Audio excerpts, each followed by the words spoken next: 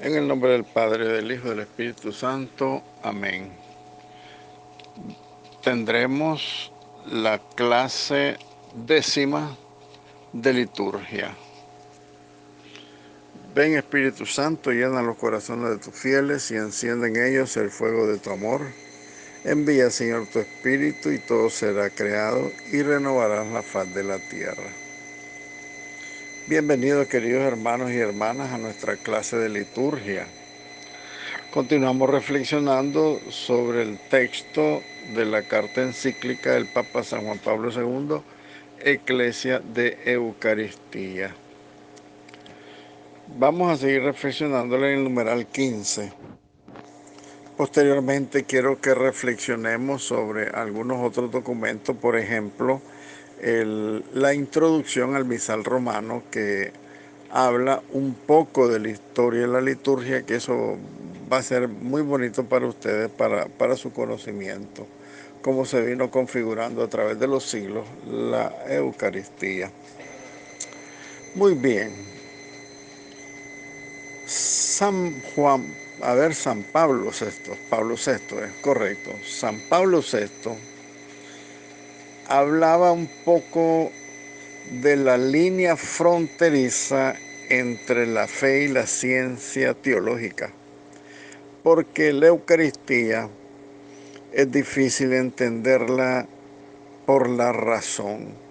Solo la fe te da la plenitud del entendimiento. Entonces hay una línea fronteriza, dice el Papa San Pablo VI, que toda explicación teológica que intente buscar alguna inteligencia de este misterio debe mantener, para estar de acuerdo con la fe católica, toda inteligencia teológica debe mantener que la realidad misma de la Eucaristía es independiente de nuestro espíritu. Es totalmente independiente, ¿no? Esa misma realidad es independiente de nuestro espíritu, porque el pan y el vino han dejado de existir después de la consagración, y el cuerpo de Cristo y la sangre adorable de Cristo Jesús son los que están realmente delante de nosotros después de la consagración, en esos accidentes de pan y vino que nuestros ojos miran. Pablo VI dice que hay que estar claro que la fe es la frontera, porque la teología y la razón humana han discurrido en el misterio, y el cómo no sabemos, es un misterio. Entonces, después de la consagración, es cuerpo y sangre de Cristo y punto, dice el Papa Pablo VI. El numeral 16 dice que la eficacia salvífica del sacrificio de Jesucristo plenamente se realiza cuando se comulga recibiendo el cuerpo y la sangre de Cristo. Recordemos que hay dos criterios que estamos analizando de la Eucaristía, que decíamos ayer, la clase anterior más bien, que la Eucaristía es sacrificio en sentido propio, es sacrificio en sentido propio. Y también vamos a decir que la Eucaristía también es verdadero banquete, sacrificio y banquete. Estamos concluyendo con lo que es el sacrificio. Entonces, la eficacia salvífica de este sacrificio de Jesucristo se realiza plenamente cuando comulgamos sacramentalmente. De por sí, el sacrificio eucarístico está orientado a la íntima unión con nosotros los fieles, con Cristo, mediante la comunión que recibimos, y que a Él mismo es a quien recibimos. Ahora, me preguntarán, nos preguntaremos, no hemos comulgado en estos tiempos, en estos meses de confinamiento. es un misterio la respuesta de la comunión espiritual. Recordemos lo que dice el Papa San Pablo VI, donde termina la teología, donde termina la inteligencia, la razón, ahí comienza la fe. Si nosotros comemos no pan ni vino, sino cuerpo y sangre de Jesucristo, cuando hablamos de comunión espiritual estamos hablando también de otra gran verdad, que los accidentes que nosotros recibimos, por eso se llaman accidentes, son suplidos por la comunión espiritual. Jesús viene a vivir a nosotros de una manera espiritual, aunque no recibamos su cuerpo y su sangre. ¿Por qué razón? Porque es disposición de la iglesia. Recuerden lo que le dijo Jesús a Pedro y se lo dijo después a los discípulos. Lo que aten aquí en la tierra quedará atado en el cielo. Lo que desates aquí quedará desatado allá. Entonces, estamos dispensados incluso del mandamiento de asistir a misa porque no podemos, principalmente los mayores. Yo todavía tengo temor de salir a la calle, ir a la iglesia, salir a cualquier lado, tengo temor. Y eso está dispensado. Entonces, dicen los sacerdotes, totalmente válida la comunión espiritual, para que no tengamos duda, ¿oyeron? Entonces, ¿por qué razón? Porque estamos hablando de que la plenitud de la eficacia salvífica del sacramento de la Eucaristía es cuando comulgamos, ¿verdad? Cuando recibimos a Jesús. ¿Por qué? Porque de por sí el sacrificio eucarístico se orienta a la íntima unión de nosotros los fieles con Cristo, pues mediante la comunión de su cuerpo y de su sangre. Lo recibimos a Él mismo, Él que se ha ofrecido por nosotros su cuerpo, que Él ha entregado por nosotros en la cruz, su sangre derramada por muchos para el perdón de los pecados, según el Evangelio de San Mateo capítulo 26, recordemos sus palabras, es importante, en el Evangelio de San Juan. Jesús mismo nos asegura en el capítulo 6 del Evangelio de San Juan que esta unión con Él pone en relación con la vida íntima trinitaria que se realiza efectivamente.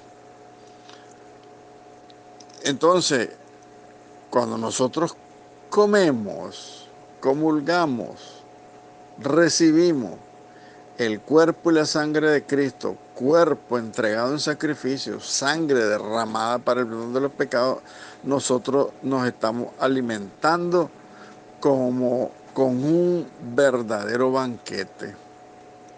Les decía yo que la Eucaristía es verdadero sacrificio en sí mismo y es verdadero banquete. La Eucaristía es verdadero banquete porque en la comunión nosotros debemos recibirlo para estar en comunión plena con Jesucristo. En este verdadero y real banquete que nos ofrece Cristo y en el cual el mismo Cristo se ofrece como alimento, cuando Jesús anuncia por primera vez esta comida, que el que come mi carne y bebe mi sangre, los oyentes se quedaron asombrados y quedaron confundidos, obligando a Jesucristo a recalcar esta verdad objetiva de sus palabras. Porque Jesucristo hubiera dicho cuando miró que la gente estaba renuente y rechazando, dice, estas palabras son muy duras, mejor nos vamos. Jesucristo bien hubiera podido decir, no, no se vayan, sí, en realidad esto es simbólico. Pero no, Jesucristo recalca, dice el Evangelio de San Juan, recalca la verdad objetiva de sus palabras. Y lo dice de esta manera enfática, en verdad les digo. Y cuando Jesús menciona 2 veces la palabra en verdad es porque es una verdad absoluta.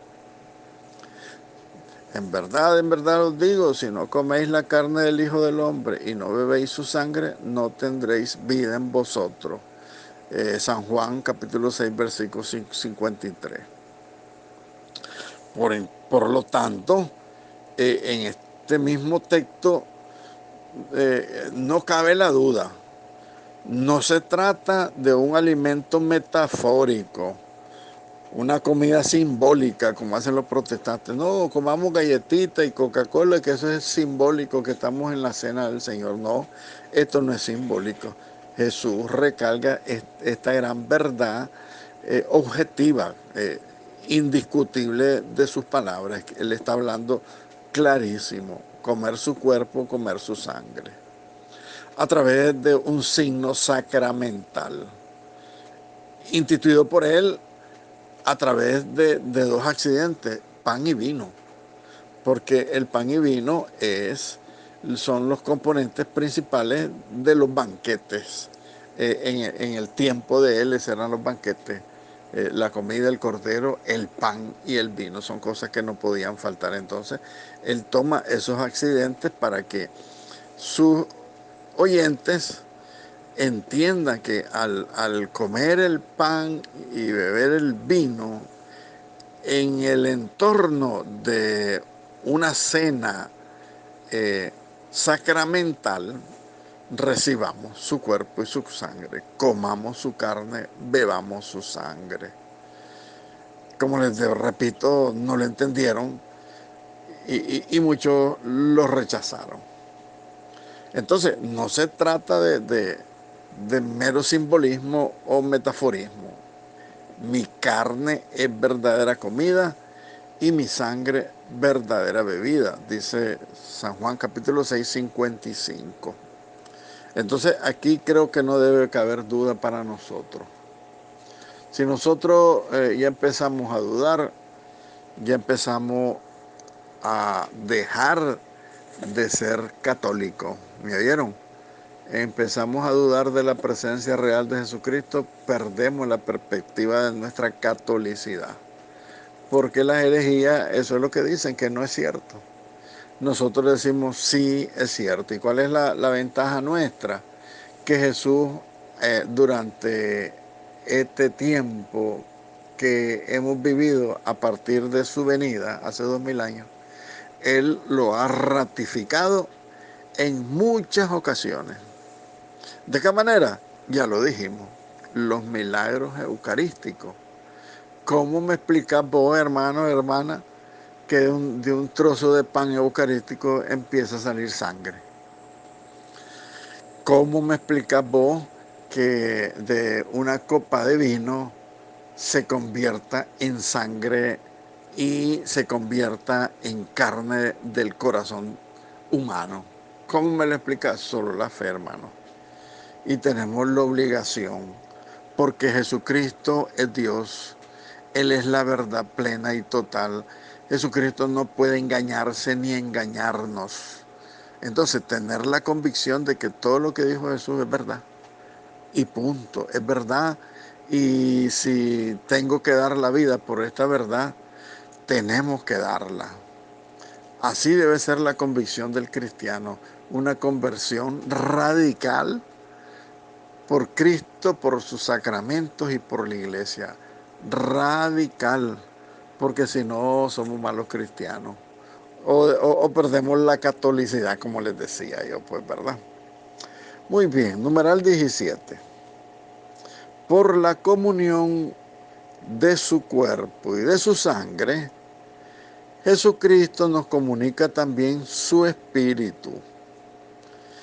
Escribe San Efrén: llamó al pan su cuerpo viviente, lo llenó de sí mismo y de su espíritu, y quien lo come con fe, come fuego y espíritu. Qué bonito dice San Efrén, uno de los santos padres antiguos de la iglesia. Entonces, tomad todos de él y coméis con él el Espíritu Santo. Por lo tanto, es verdaderamente mi cuerpo, y el que lo come vivirá eternamente por mí, dice Jesucristo. La iglesia, por su lado, pide este don divino raíz de todos los otros dones. Esto lo pide la iglesia en la epíclesis eucarística. La epíclesis eucarística, recordemos que es la invocación al Espíritu Santo sobre los dones del pan y el vino, y después sobre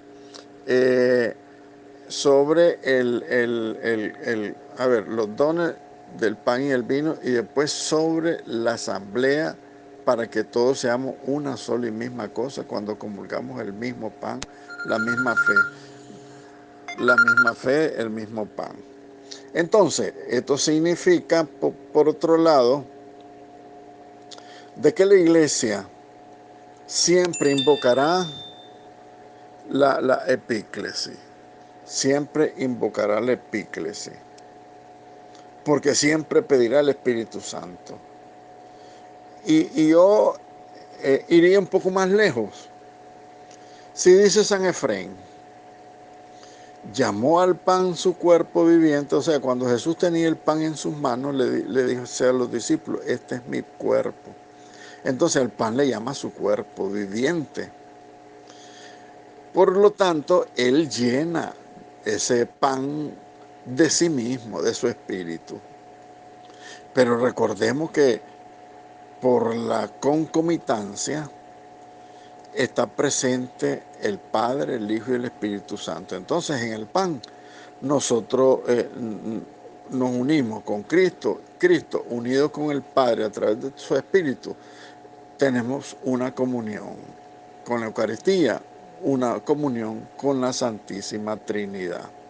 Entonces, una cosa verdaderamente interesante, lo que dirá San Pablo en una de sus cartas, cuando nos dice, nuestros cuerpos, dice, no son para la fornicación, porque nuestros cuerpos le pertenecen a Dios. ¿No saben ustedes, dice San Pablo, que sus cuerpos son templos del Espíritu Santo, de la Santísima Trinidad, completaría yo? Porque es una realidad. La palabra concomitancia se la voy a explicar. Concomitancia quiere decir la unión de varias personas por un interés común. ¿Y cuál es el interés común? La inmanencia dentro de la Santísima Trinidad. Recuerden que la Santísima Trinidad son tres personas, pero son una sola y misma cosa. Un solo Dios verdadero. Recuerdan la doctrina de nuestro catecismo, ¿no? Un solo Dios en tres personas. Entonces, nosotros recibimos las tres personas por concomitancia, Padre, Hijo, Espíritu Santo. Nunca están separados. En su inmanencia, en su interior, en el seno de la Santísima Trinidad, ellos son una sola y misma cosa. Por concomitancia, porque tienen una sola finalidad. La unidad, que es la misma esencia de Dios. Dios es uno en tres personas. Estamos hablando de los componentes divinos. Entonces este Dios no puede estar separado. Donde está Cristo está el Padre y el Espíritu Santo. Donde está el Padre está el Hijo y el Espíritu Santo. Donde está el Espíritu Santo está el Hijo y el Padre. Entonces nosotros comemos eternamente el cuerpo y la sangre, el alma y la divinidad y las tres personas divinas de la Santísima Trinidad cuando comulgamos. Por eso la iglesia lo invoca en la epíclesis, lo decíamos, ¿no? Y se lee, por ejemplo, en la Divina Liturgia de San Juan Crisóstomo, decía él, te invocamos, te rogamos y te suplicamos. Manda tu Santo Espíritu sobre todos nosotros y sobre estos dones del pan y el vino. Es una epíclesis antigua de San Juan Crisóstomo. ¿Para qué dice San Juan Crisóstomo? Para que sean purificación del alma, remisión de los pecados y comunicación del Espíritu Santo para cuantos participamos de ellos. Y en el misal romano, el celebrante, el sacerdote que celebra, implora que, fortalecidos con el cuerpo y la sangre de tu Hijo, y llenos de tu Espíritu Santo, formemos en Cristo un solo cuerpo y un solo espíritu. Así, con el don de su cuerpo y de su sangre, Jesucristo nuestro Señor acrecienta en nosotros el don de su Espíritu. Ese Espíritu que ya fue infundido en nosotros por nuestro bautismo, ya fue impreso en nosotros como un sello en el sacramento de la confirmación. Recuerden que el bautismo y la confirmación dan un carácter sacramental. Esto es un sello, una marca. Estamos marcados para Dios. Entonces, por el bautismo nosotros que recibimos el Espíritu Santo como un sello, se acrecienta en nosotros. ¿Y por qué se acrecienta? El Espíritu Santo ya se nos dio en plenitud. Pero algunos me preguntarán, entonces si ya tenemos el Espíritu Santo, ¿por qué acrecentar el Espíritu Santo? Según esta palabra de San Juan Crisóstomo. Porque Dios es infinito.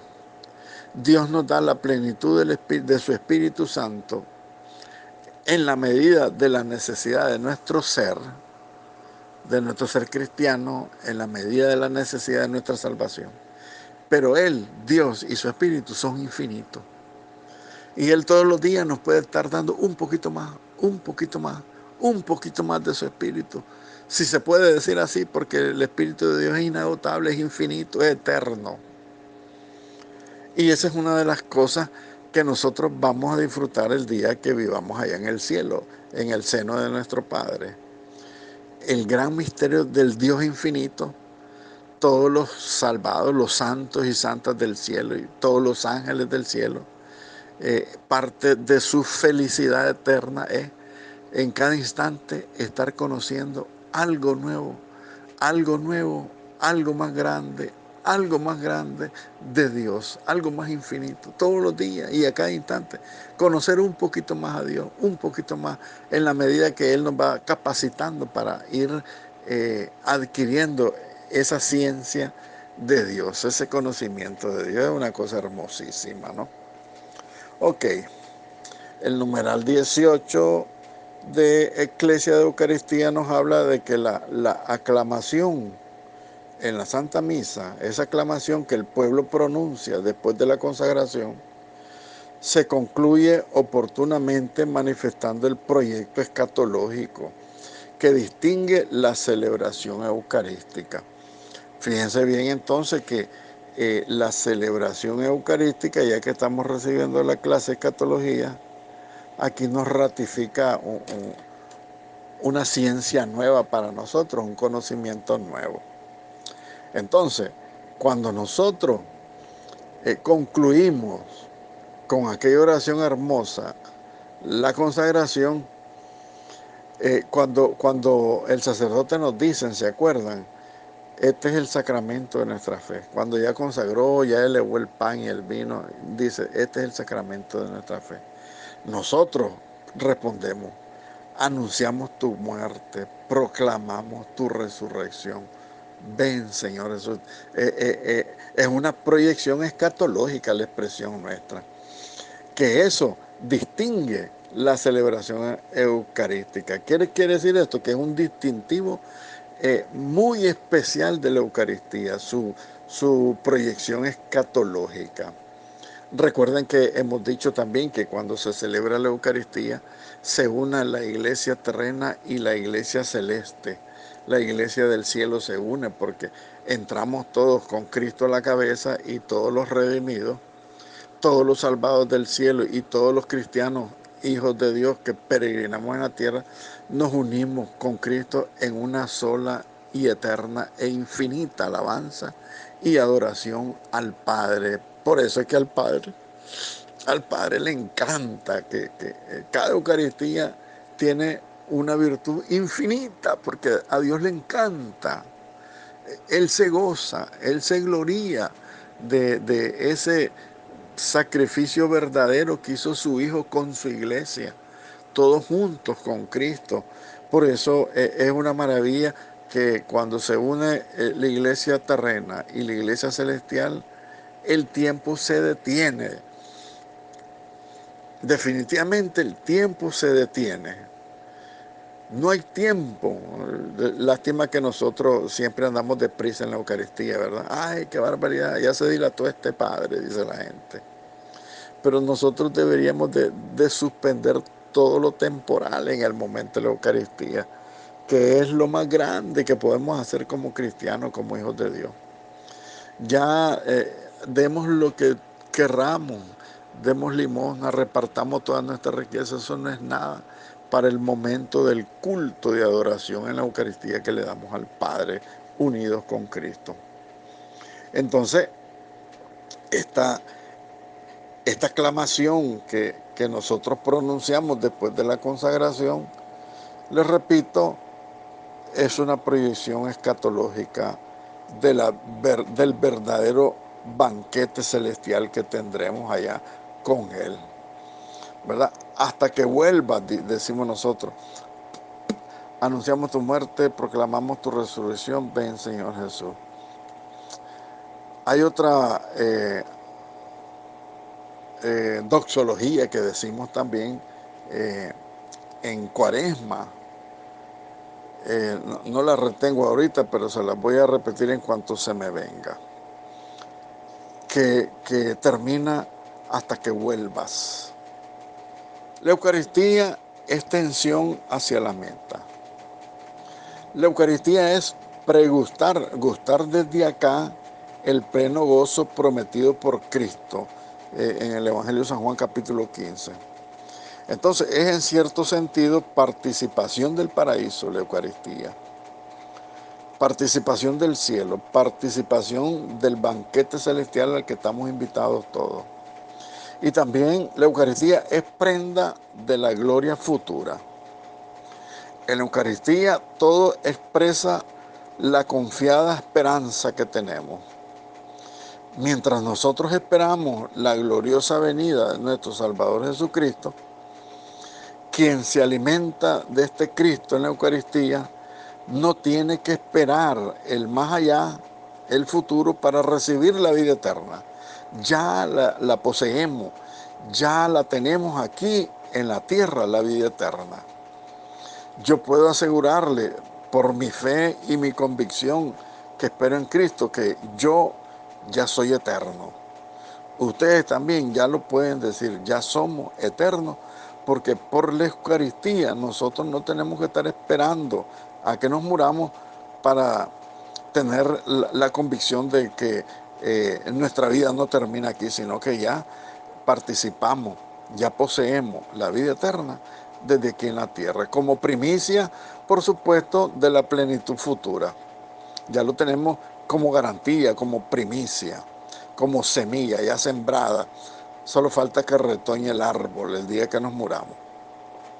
Entonces, tenemos la primicia de la plenitud futura que abarcará al hombre en su totalidad, cuerpo y alma. Acuérdense en la resurrección, nuestro cuerpo resucitará. También la Eucaristía es prenda también para la resurrección de nuestro cuerpo. Y también la Eucaristía es prenda también para la transformación del universo entero, de toda la humanidad, porque cada cristiano que muere, que ha comulgado toda su vida, su cuerpo sagrado va transformando la tierra, porque recuerden que el cuerpo se desintegra y vuelve a la tierra, pero vuelve a la tierra ya santificado con tantas Eucaristías que hemos recibido.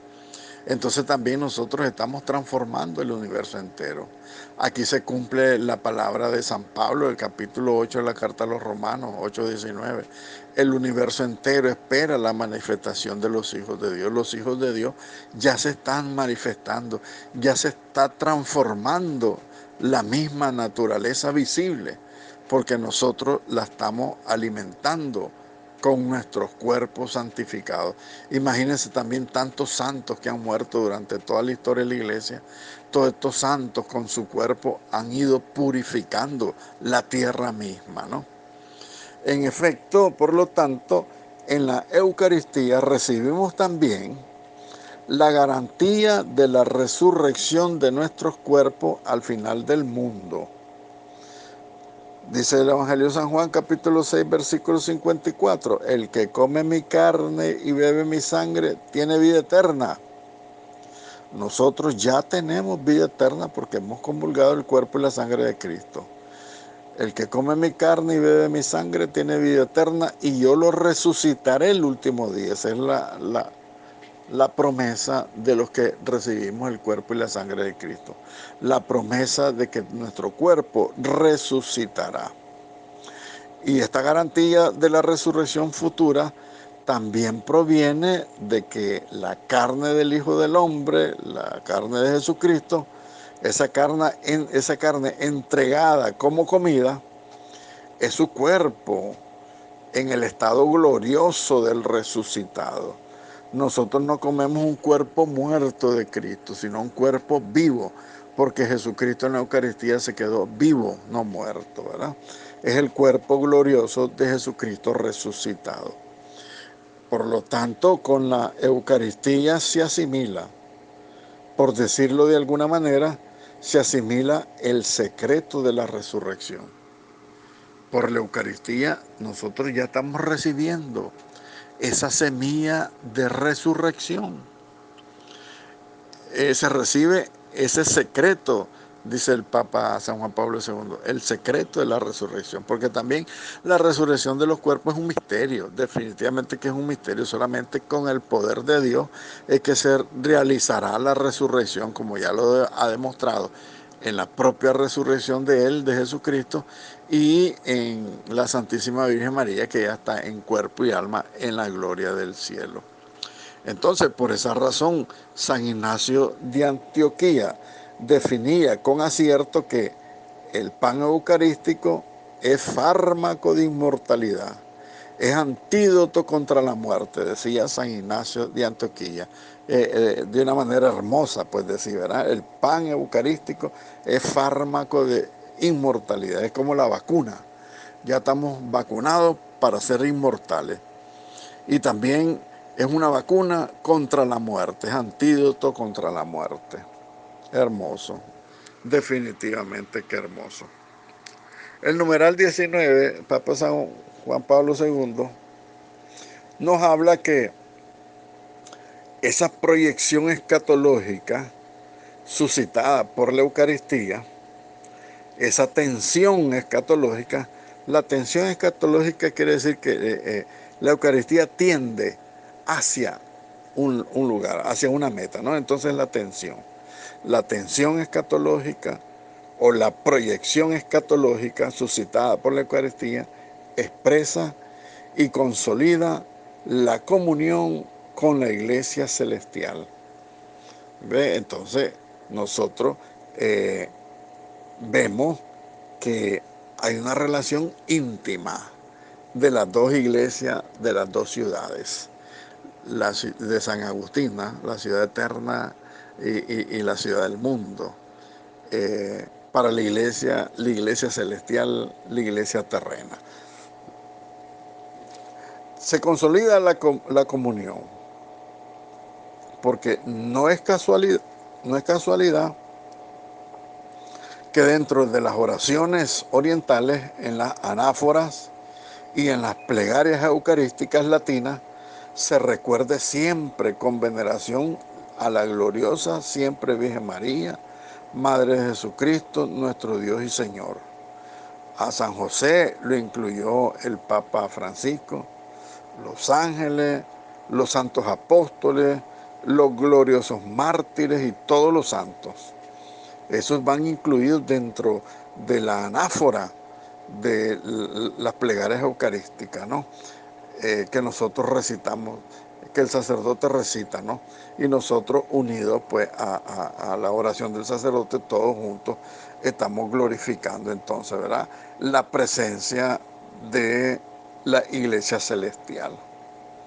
Es un aspecto de la Eucaristía que merece ser resaltado. La comunión de la Iglesia terrena y la Iglesia celestial, sin apartar por supuesto la iglesia purgante, nuestros hermanos que están en el purgatorio. ellos, los del purgatorio, reciben de la liturgia de la iglesia, de la Eucaristía de la iglesia, reciben la gracia para ir cubriendo el tiempo que deben de pagar por sus pecados veniales o por lo que tienen que pagar delante de Dios, por supuesto, para purificar su alma, pues me entienden ustedes. Entonces, mientras nosotros celebramos el sacrificio del Cordero Pascual que quita el pecado del mundo, cuando celebramos ese sacrificio de Cristo, nos unimos a la liturgia celestial, asociándonos a la multitud inmensa que grita en el cielo: la salvación es de nuestro Dios, que está sentado en su trono, y del Cordero, dice San Juan en el capítulo 7 del Apocalipsis. La salvación es de nuestro Dios, que está sentado en el trono, y del Cordero. En otro lado dice San Juan que en el cielo repiten eternamente: santo, santo, santo es el Señor, Dios de los ejércitos. Entonces, la Eucaristía es verdaderamente un requicio del cielo que se abre aquí sobre la tierra. Por eso es importante, yo les puse en el Facebook de la Escuela San Agustín la película del Gran Milagro sobre lo que sucede en la Santa Eucaristía, cómo el cielo se abre y entran en adoración a este Cristo presente en el altar, que se hace presente por la oración y las manos del sacerdote. El cielo está totalmente sometido al sacerdote en ese momento porque se hace presente Cristo. Entonces, les ruego, yo ya estoy como San Pablo, les suplico, queridos muchachos y muchachas, se los suplico, vean la película que ahí se las puse, El Gran Milagro. Véanla para que entiendan la maravilla de lo que sucede en la Eucaristía. Cada vez que nosotros celebramos, cómo se abre el cielo, cómo los ángeles salen en adoración, cómo los santos están en adoración en este Cristo que se está inmolando nuevamente por nosotros, ¿verdad? La Eucaristía, por eso decíamos que es verdaderamente el requicio del cielo que se abre en la tierra. Es un rayo de la gloria de la Jerusalén celestial, eso es la Eucaristía. Ese rayo de gloria de la Jerusalén celestial que penetra y traspasa las nubes de nuestro cielo, de nuestra historia, de nuestra vida, y que esa gloria, ese rayo de gloria de la Jerusalén celestial también se proyecta sobre nuestro caminar cristiano. Entonces, la redención que nosotros recibimos en la Eucaristía bastaría con una misa para salvarnos. Miren ustedes qué maravilloso. Bastaría con una sola misa para que nosotros nos vayamos directamente al cielo sin pasar por el purgatorio.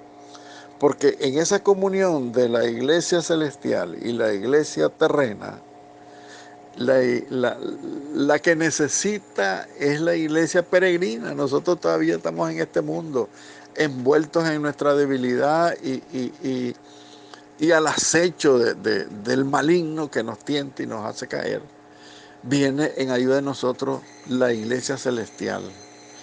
Dice, ilumina nuestra historia y transforma y le da luz a nuestro futuro camino, nuestra futura fe, nuestra verdadera entrega a la iglesia, nuestra pertenencia a la iglesia. Como iglesia somos iluminados.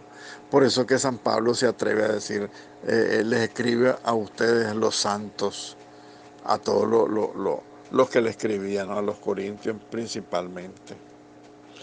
Hay una consecuencia significativa de esta misma tensión escatológica propia de la Eucaristía. Recuerden que estamos hablando de el componente escatológico de la misa. La misa se detiene el tiempo, la escatología se hace presente porque Cristo está con nosotros. Nosotros ya pregustamos el banquete celestial. Recibimos con la Eucaristía el Espíritu mismo de Cristo, la Santísima Trinidad. Recibimos la prenda de nuestra salvación eterna. Recibimos un adelanto del banquete celestial. Recibimos la semilla de inmortalidad. Yo no sé qué más nos falta, pues yo creo que si nosotros queremos seguir esperando otra cosa más de Jesucristo, yo creo que aquí está todo. Él se está dando totalmente en su santidad, en su divinidad y en su infinitud se está dando a nosotros, para que nosotros dejemos de ser hombres mortales y nos transformemos desde aquí, desde ahorita, desde ya, en personas inmortales, en seres que ya no moriremos jamás, ya poseemos la vida eterna, ya tenemos la plenitud de la vida eterna, la vida futura, pero en primicia. Ya poseemos la felicidad eterna aquí en la tierra. Aunque sigamos sufriendo, aunque sigamos padeciendo, aunque sigamos sintiendo hambre, aunque sigamos sintiendo calor o frío, ya tenemos, ya poseemos aquí en la tierra todo lo que seremos en el cielo. Ya lo tenemos. Solo nos queda esperar en esta espera escatológica la plenitud de esta promesa que nos hace Jesucristo, que es una cosa, yo no sé, yo no salgo del asombro. Como dice el Papa, yo les escribo esta carta para que renueven su asombro, que, que siempre miren con nuevos ojos a este Jesucristo que se quiere dar por nosotros, que renovemos en nosotros ese asombro, ese estupor, esa acción de gracia, esa alabanza y esa adoración, porque eso es lo que nos queda.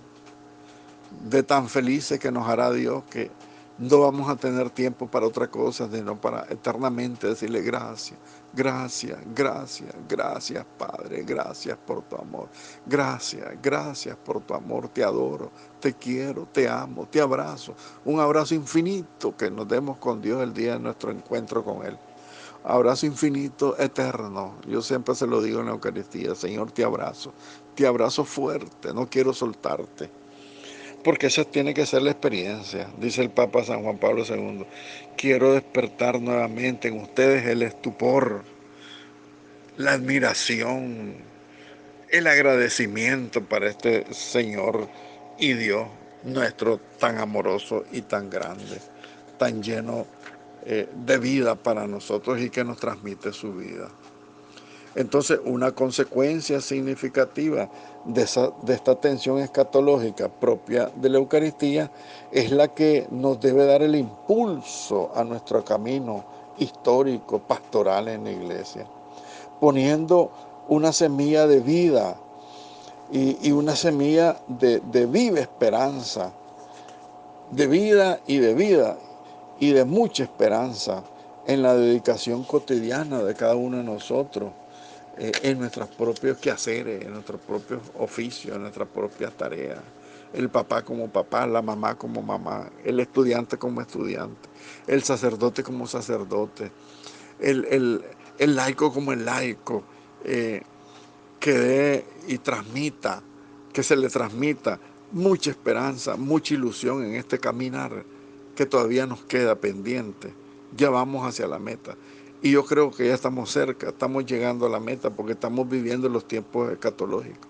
Entonces, eso nos debe de dar mucho entusiasmo, mucha esperanza para nuestra dedicación cotidiana en cada una de las tareas que nosotros realizamos.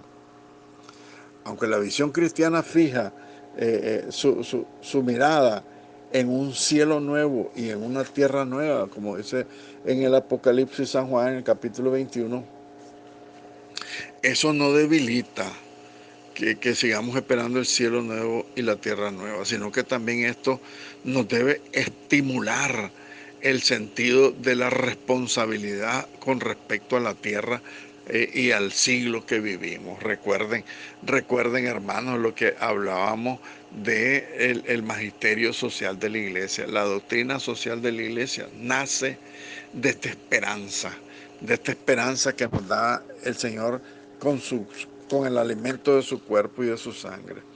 Y es una consecuencia a esa tensión escatológica, esa viva esperanza que debemos de tener.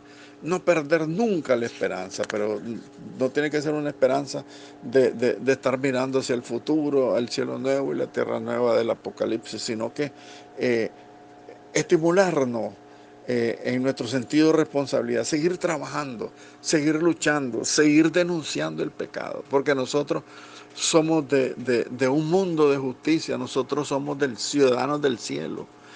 Estamos aquí en la tierra temporalmente, somos ciudadanos del cielo, pero entonces nosotros que somos ciudadanos del cielo, de un lugar, un estado de felicidad, de paz, de amor, de armonía, tenemos que construir ese reino también aquí en la tierra, un reino de justicia, de paz, de amor, de bendición para todos. Por eso es que la iglesia es profética, porque anuncia este reino, pero también grita y denuncia la maldad, el odio, el pecado, la muerte, todo lo que atenta contra esa felicidad del ser humano. La iglesia lo denuncia por esta virtud de la esperanza que te da la Eucaristía. Por eso también la iglesia es perseguida, porque cuando la iglesia, por su fe, su esperanza en ese reino nuevo de Dios, en esa sed de construir el reino de Dios aquí en la tierra, por eso es perseguida y es asesinada. Ya ven, nuestros pastores están siendo perseguidos, muchos cristianos están siendo perseguidos, nuestros templos han sido asediados porque no comprenden estas cosas del espíritu. Dice San Pablo, el hombre animal no entiende las cosas del espíritu, por eso siempre vamos a tener enemigos, porque nunca nos van a comprender. Entonces, el Papa dice, deseo recalcarlo con fuerza al principio del nuevo milenio. Acuérdense que esta carta se escribió en 2005, Eclesia de Eucaristía. Entonces dice el Papa, quiero recalcarlo al comienzo de este nuevo milenio, para que todos los cristianos nos sintamos más que nunca comprometidos a no descuidar los deberes de su ciudadanía terrenal. Nosotros somos de aquí de la tierra, somos ciudadanos del cielo, pero también tenemos ciudadanía terrenal. Tenemos que construir el reino de Dios aquí en la tierra. Es cometido de todos nosotros, por lo tanto, contribuir con la luz del Evangelio a la edificación de un mundo habitable, de un mundo digno del ser humano, de un mundo plenamente conforme al designio de Dios. Nosotros estamos viendo que al ser humano se le está tratando peor que los animales, como perros rabiosos, como animales sarnosos. Basta con ir al África y ver cómo se arrastra la pobre humanidad, muerta de hambre, sedienta porque no tienen agua, y el mundo viéndolos con desprecio. Y todavía la ideología de género queriendo seguir asesinando a los no nacidos. Esto significa que el hombre se ha convertido en lobo del hombre. El hombre quiere destruirse a sí mismo. Pero los cristianos tenemos un cometido, un compromiso, una convicción que tenemos que contribuir con la luz del Evangelio a la edificación de este mundo más justo, más lleno de paz. Cuando recen el Padre Nuestro dentro de la misa, díganle, porque hay muchas intenciones que pone todo el mundo, Señor, por la paz del mundo, por la dignificación del ser humano. Cuando el ser humano llega a la miseria, se siente peor que animales. Pedirle al Señor, Señor, que el ser humano no se denigre tanto, porque el ser humano vale a tus ojos. Y nosotros tenemos que ayudarle a nuestros hermanos a recuperar su dignidad, su valor de hijo de Dios, su valor de ser humano. Y esa es la misión a la que nos manda la Sagrada Eucaristía. Hasta aquí, queridos hermanos y hermanas, y pidámosle a la Santísima Virgen María, nuestra Madre, que nos regale la pureza de su alma, de su mente y de su corazón, que nos dé un corazón limpio. Bendita sea tu pureza y eternamente lo sea, pues todo un Dios se recrea en tan graciosa belleza. A ti, celestial princesa, Virgen Sagrada María, yo te ofrezco en este día alma, vida y corazón. Mírame con compasión, no me dejes, Madre mía. Amén.